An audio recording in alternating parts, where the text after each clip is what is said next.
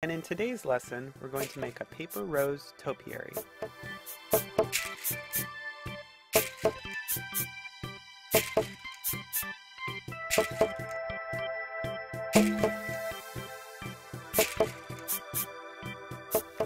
Our first step is to assemble the materials. We're going to be using 3 different dies today: the small pinwheel posy, the scalloped posy, and the regular pinwheel posy. We'll be using these 3 different sizes of flowers to create all the blooms that are going to go on our topiary today. Here's the pinwheel posy. Here's the scalloped posy. You can see the ruffled edges. And here's the small pinwheel posy. I think it's important to use a project. I cut out 100 roses. We now need to prepare the trunk portion of the topiary. I think it's fun to add a natural element to this project, so I went to my backyard and trimmed a branch off one of our lilac bushes. I'm going to use some secateurs to make one end of the branch sharp so that it's easy to insert into the styrofoam ball that we'll use as a base. You want to cut the branch at an angle so that it goes cleanly into the styrofoam ball.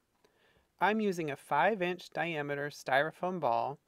I'm just going to push that branch right into the center of the ball. And that's all there is to it to prepare for that step. You now have your form and all the roses cut out to make 100 little flowers. We're going to use a quilling tool to twist these shapes into little posies. The quilling tool has a little slit at the tip of it, and you'll put the tiny portion of the posy into it and begin to twist. Take your time. At first it might be a little bit tricky to get that tip in just the right spot, but once you get the hang of it, these little flowers go really quick. I'm going to show you at different angles. You just twist slowly, keeping that coil tight as you go in the center, and using your hand and your thumb to feed things along. As you get further out, the coil becomes a little bit looser and the flower opens up just a little bit, but the center stays tight. Once you've coiled it as far as it can go, you're going to gently pull the tool off and you'll have your little posy. To keep it from uncoiling, I'm going to use hot glue to hold everything in place. I'll gently bend the posy open and squeeze a small amount of hot glue right at the base, and then push the posy back into it, and that will hold everything together. You just need to press that for about 2 or 3 seconds. Careful, don't burn your fingers. And it's set and ready to be used for the project. If the glue hasn't quite set, use your finger to push down in the middle just to hold everything in place until the glue has dried. You'll continue making the roses one by one, setting them aside for the project. Remember, you have to make 100 roses. Depending on how tightly you coil the rose will be bigger or smaller, and you should try different shades of cardstock to make the topiary more interesting. Here's the fun part. We're going to glue on the roses. Again, I'm going to use a hot glue gun to accomplish this. I'm going to use the trunk topiary as a handle, and I'll turn the topiary as necessary when applying the roses. I have all my roses set out, different sizes and shapes. Some of the small pinwheel roses, some of the scallop posies, some of the large pinwheel posies, all ready to assemble on the ball.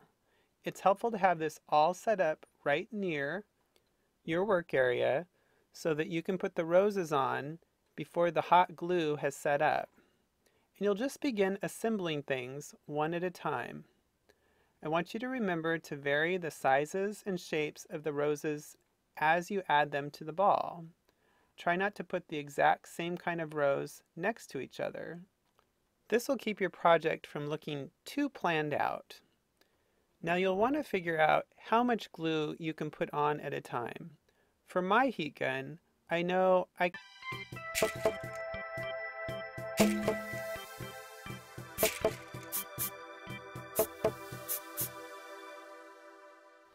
Covering the last few inches of the topiary requires even more planning. Look at the flowers that you have on hand and see how they'll fit into the top portion. You may have to tuck things in a little bit, pressing them underneath other flowers.